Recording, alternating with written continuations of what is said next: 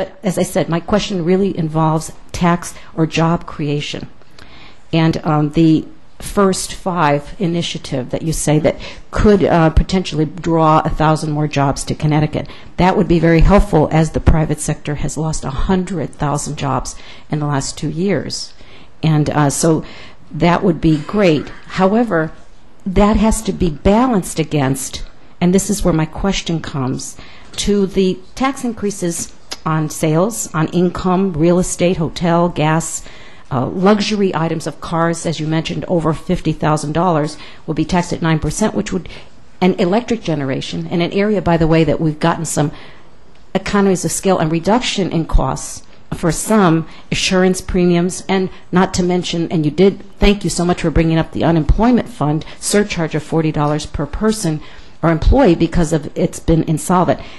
The throwback clause in particular is I'm very concerned about, because it would look to the large companies, GE, UTC, Aetna, how that would be a disincentive, and actually, given that so many of our businesses, small businesses, rely on the income tax form to put their business costs through, that in fact that is a raising of costs for them, and sales tax that they can't pass on because those margins are more and more difficult. So in balancing those two, I'm really working hard to see how this is going to help to incentivize our businesses rather than disincentivizing them.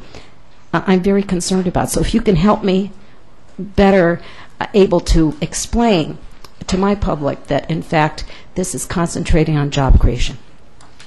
Well, thank you for your question. I think I'm going to go back and address one of the first parts of your comment first, because I think it will put my answer in some perspective.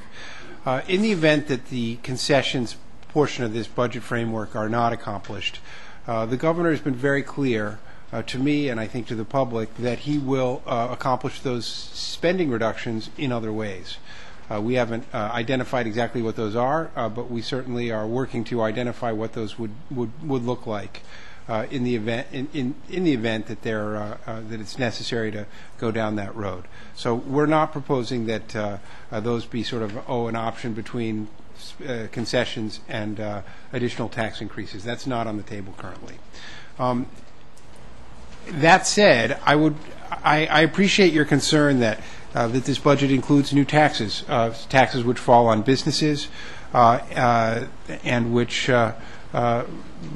all other things being equal will make Connecticut a less attractive place to do business. I understand that taxes are a hindrance on economic activity. However, I also think that one of the ways that we can make Connecticut's business environment improve is to be realistic about adopting balanced budgets. If we continue to have significant future liabilities, borrowing for current operations, and failure to acknowledge that we need to have spending in line with revenues and revenues in line with the spending that we need, we create an environment of uncertainty about future taxes and about future service levels that is a significant hindrance to to business investment, in my opinion. I believe that by having a balanced budget, we create a stable framework going forward that those who would invest in Connecticut can understand and predict. So I believe that while it's always harmful to raise taxes and always harmful to cut spending to someone, namely the person who pays the taxes or the person who loses the service, that we need to do both of those. And we believe that the balance that we're proposing, which includes, in my analysis, more spending cuts than tax increases, is appropriate and is the